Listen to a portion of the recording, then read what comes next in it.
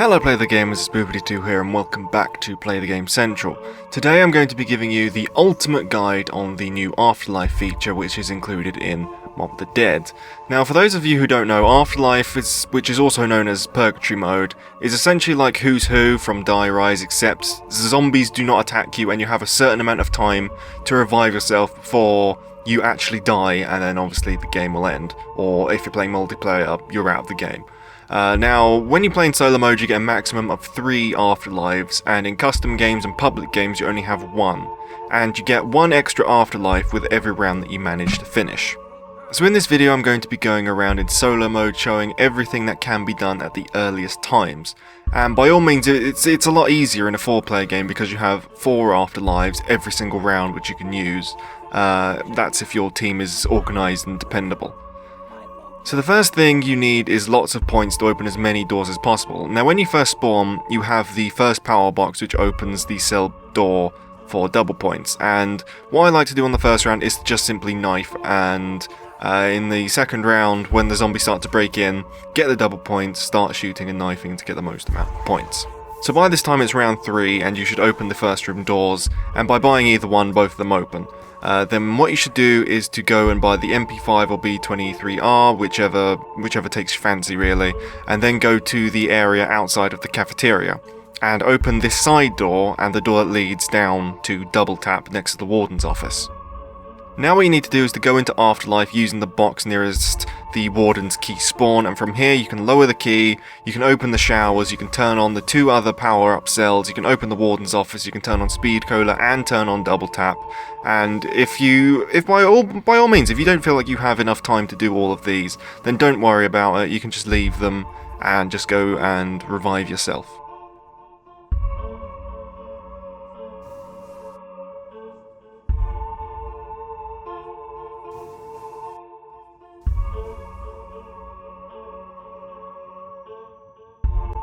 The next thing you have to do is to go into the laundry room and open the door with the warden's key, and then you can go into Afterlife mode and power up the machine.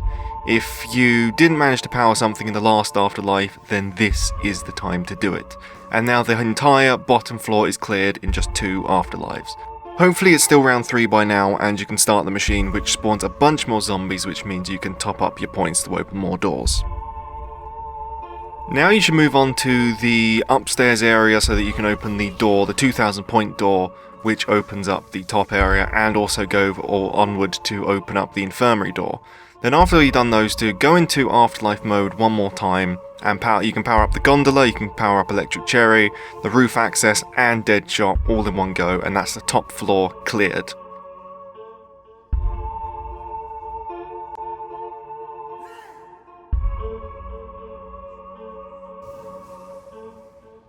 Now if you're in solo mode, you have no more afterlife, so you should start the next round and go to the dock.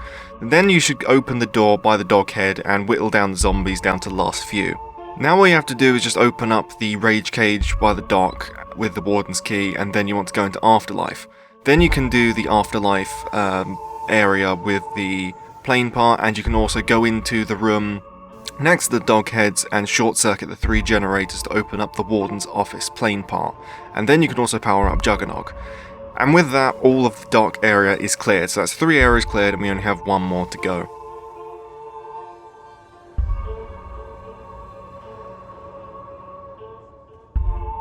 Hopefully by now you're still on round 4, and so you should go and proceed to start up round 5, and then you should go into the Citadel.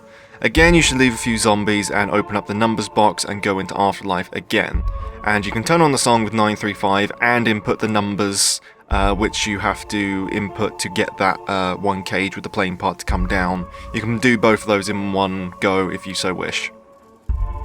And then, once that's all done, that's everything done. Everything in Alcatraz is now powered, and you can go ahead, put your plane parts together, build everything, buy some perks, get the tomahawks, start the Easter egg and get the golden spore and the blundergat, the Hell's Redeemer, and essentially you can complete the entire map before round 10.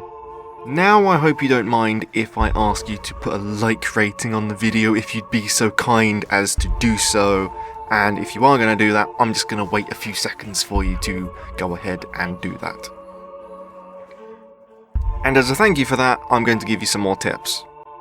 Now if you're playing with multiple people, if one person is in Afterlife mode, you can have a second player continually revive them, and this stops the timer that the person in Afterlife has from going down. But obviously you don't want to finish reviving them or else they'll come back alive. But if you keep on reviving them, like fill the bar halfway and stop and then start the revive again, then that person can stay in Afterlife for a very, very, very long time. You can also do this with yourself, your own ghost and your own body in Afterlife mode, but by doing that, by reviving yourself, you pretty much have quick revive. Also, the Afterlife meter drains faster if you're falling or you use the zap attacks. What you should try to do is to stay grounded and use the attack as little as possible.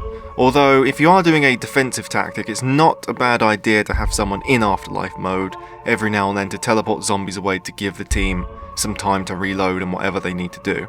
And also another thing, a common misconception with the zap attack is that the zombies don't actually die. They get teleported away and sometimes they get stunned for a few seconds before they can move again.